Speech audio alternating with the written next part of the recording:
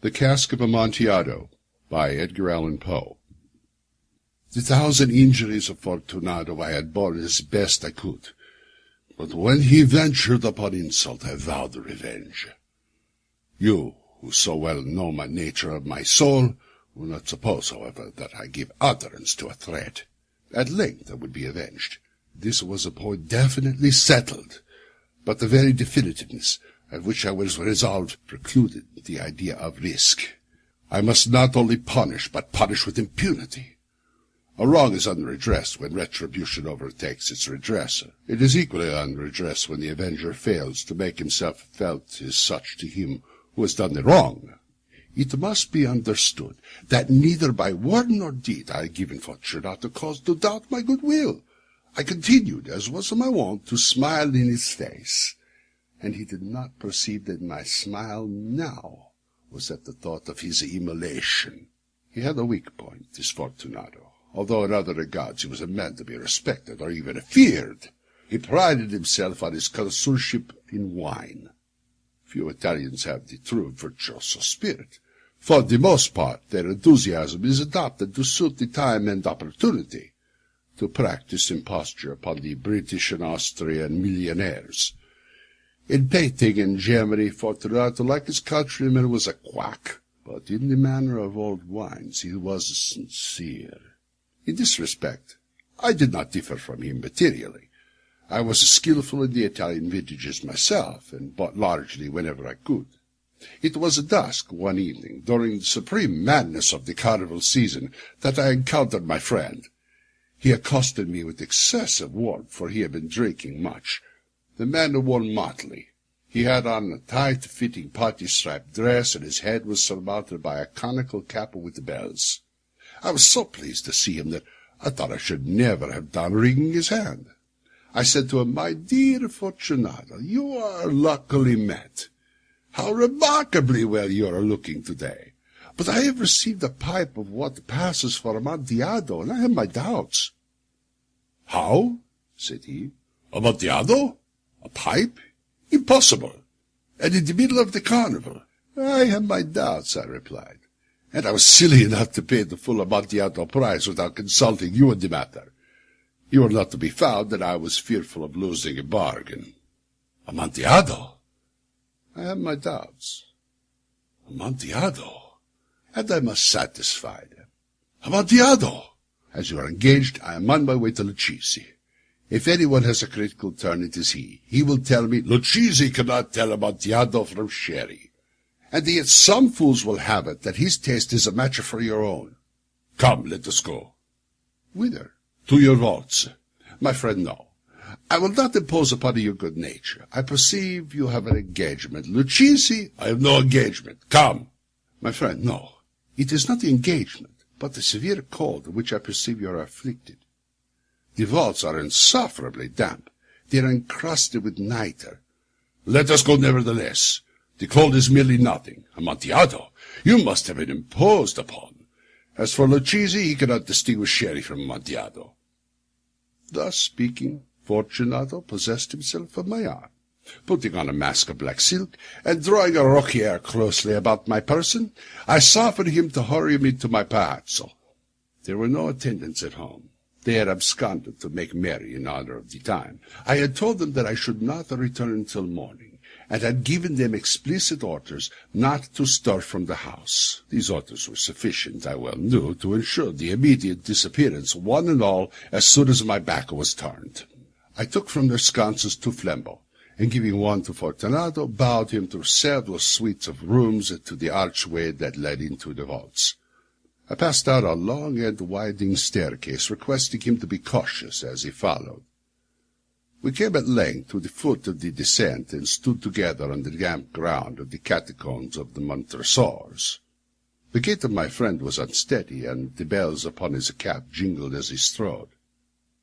"The pipe," said he. "It is farther on," said I. "But observe the white web-work which gleams from the cavern walls."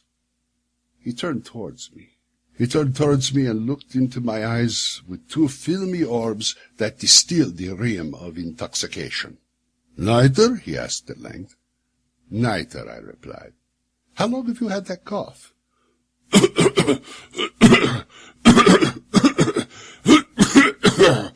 My poor friend found it impossible to reply for many minutes.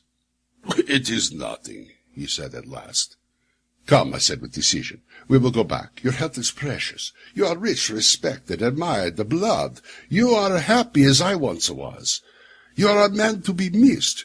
For me it is no matter. We will go back, you will be ill, and I cannot be responsible besides. That is Lucchesi." "Enough," he said. "The cough is a mere nothing. It will not kill me. I shall not die of a cough." "True, true," I replied, "and indeed I had no intention of alarming you unnecessarily, but you should use all proper caution. A draught from this medoc will defend us from the damps." Here I knocked off the neck of a bottle, which I drew from a long row of its fellows that lay upon the mould. "Drink," I said, presenting him the wine. He raised his lips with a leer. He paused and nodded to me familiarity while his bells jingled. "I drink," he said, "to be buried in that repose around us, and I to your long life." He again took my arm, and we proceeded. "These vaults," he said, "are extensive." "The Montresors," I replied, "were a great and numerous family." "I forget your arms." "A huge human foot d'or on a field of azure. The foot crushes a serpent rampant whose fangs are embedded in the heel." "And the motto?" "Nemo ne impulsa." "Good," he said. The wine sparkled in his eyes, and the bells jingled. My own fancy grew warm with the medoc. We had passed through the wall of piled bones, with casks and pincheons intermingling, into the innermost recesses of the catacombs. I paused again, and this time I made bold to seize Fortunato by an arm above the elbow. "The nitre," I said. "See, it increases. It hangs like moss upon the vaults. We are below the river's bed. The drops of moisture trickle along the bones. Come, we will go back ere it's too late. Your cough—" "It is nothing," he said. "But let us go on. But first, another draught of the medoc." I broke and reached him a flagon of the de Grave. He emptied it in a breath. His eyes flashed with a fierce light. He laughed and threw the bottle upwards with a gesticulation I did not understand. I looked at him in surprise. He repeated the movement, a grotesque one. "Do you not comprehend?" he said. "Not I," replied. "Then you are not of the Brotherhood." "How?" "You are not of the Masons." Yes, I said. Yes. "You? Impossible. A Mason?" "A Mason," I replied. "A sign," he said. "It is this," I answered, producing a trowel from beneath the folds of my roquier. "You jest," he exclaimed, recoiling a few paces. "But let us proceed to the Amontillado." "Be it so," I said, replacing the tool beneath the cloak and again offering him my arm. He leaned upon it heavily. We continued our route in search of the Amontillado. We passed through a range of low arches, descended, passed on, and descending again, arrived at a deep crypt, in which the foulness of the air caused our flambeaux rather to glow than flame. At the most remote end of the crypt there appeared another less spacious. Its walls had been lined with human remains, piled to a vault overhead, in the fashion of the great catacombs of Paris. 3 sides of this interior crypt were still ornamented in this manner. From the 4th the bones had been thrown in, and lay promiscuously upon the earth, forming at one point a mound of some size. Within the wall thus expressed by the displacing of the bones, we perceived a still interior recess, in depth of about 4 feet, in width 3, in height 6 or 7. It seemed to have been constructed for no especial use in itself, but formed merely the interval between 2 of the colossal supports of the roof of the catacombs, and was backed by one of their circumscribing walls of solid granite. It was in vain that Fortunato, uplifting his dull torch, endeavored to pry into the depths of the recess. Its termination the feeble light did not enable us to see. "Proceed," I said. "Herein is the Amontillado.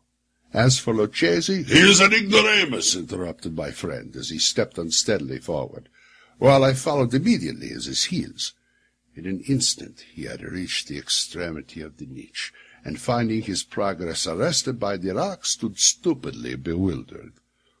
A moment more, and I had fettered him to the granite, and its surface were 2 iron staples, distant from each other about 2 feet horizontally. From one of these depended a short chain, from the other a padlock. Throwing the links about his waist, it was but the work of a few seconds to secure it. He was too much astounded to resist. Withdrawing the key, I stepped back from the recess. "Pass your hand," I said, "over the wall. You cannot help feeling the nitre. Indeed, it is very damp. Once more let me implore you to return. No? Then I must positively leave you.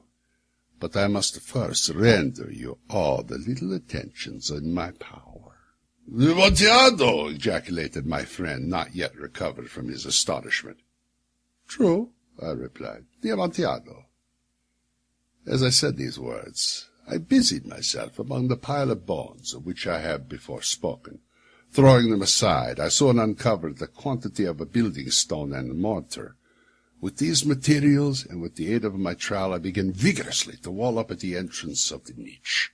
I had scarcely laid the first tier of my masonry when I discovered that the intoxication of Fortunato had in a great measure worn off. The easiest indication I had of this was a low moaning cry from the depth of the recess. It was not the cry of a drunken man. There was then a long and obstinate silence.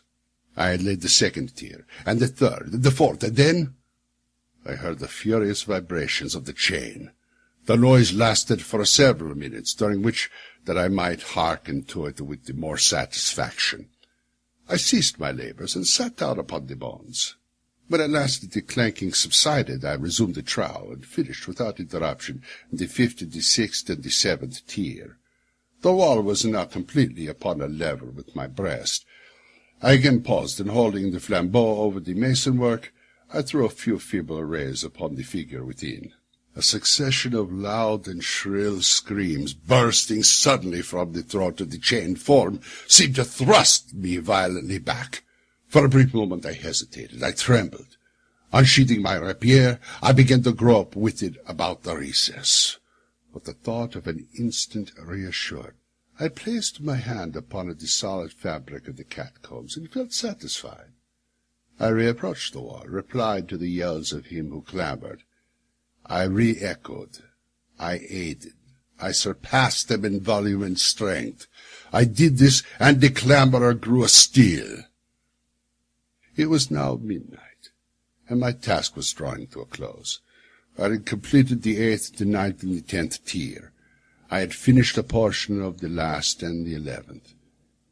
There remained but a single stone to be fitted in plasterine. I struggled with its weight. I placed it partially on its destined position. But now there came from out of the niche a low laugh that erected the hairs upon my head. It was succeeded by a sad voice, which I had difficulty in recognizing that of the noble Fortunato. The voice said, "Very good joke indeed, an excellent jest. We'll have many a rich laugh about it at the piazza, over our wine." "The Amontillado," I said. "Yes, the Amontillado. But is it not getting late? Will not they be awaiting us at the Piazza de Late Fortunato and the rest?" "Let us be gone." "Yes," I said, "let us be gone." "For the love of God, Montresor!" "Yes," I said, "for the love of God." But to these words I hearkened in vain for a reply. I grew impatient. I called aloud, "Fortunato!" No answer. I called again, "Fortunato!" No answer still. I thrust the torch through the remaining aperture and let it fall within. Then came forth in return only a jingling of the bells. My heart grew sick on account of the dampness of the catacombs. I hastened to make an end of my labor. I forced the last stone into its position. I plastered it up. Against the new masonry I re-erected the old rampart of bones. For the half of a century no mortal has disturbed them. In pace requiesce.